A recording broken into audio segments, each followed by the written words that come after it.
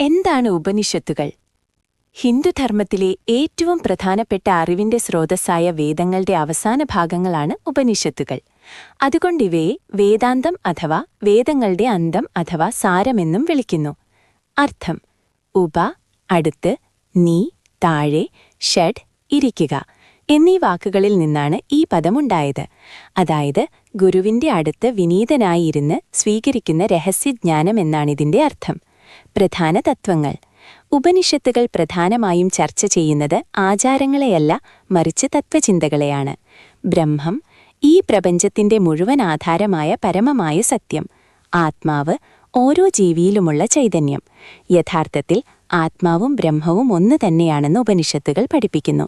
തത്വമസി. മോക്ഷം, ജനന-മരണചക്രങ്ങളിൽ നിന്നുള്ള മുക്തി. താൻ ശരീരമല്ല, ആത്മാവാണെന്ന് തിരിച്ചറിയുന്നതാണ് ഇതിലേക്കുള്ള വഴി. പ്രധാന ഉപനിഷത്തുകൾ. 100-ലധികം ഉപനിഷത്തുകളുണ്ടെങ്കിലും 108 എണ്ണമാണ് പ്രധാനമായി കണക്കാക്കുന്നത്.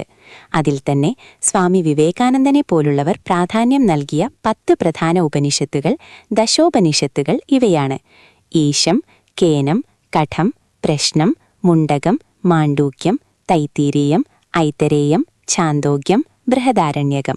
സ്വാമി വിവേകാനന്ദൻ എന്തുകൊണ്ടിതിന് പ്രാധാന്യം നൽകി?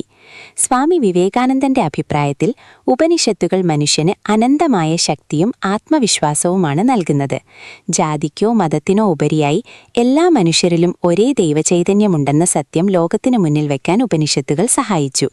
ഭയപ്പെടാതിരിക്കുക. അഭയം എന്നതാണ് ഉപനിഷത്തുകളുടെ സന്ദേശമെന്ന് അദ്ദേഹം എപ്പോഴും പറയുമായിരുന്നു.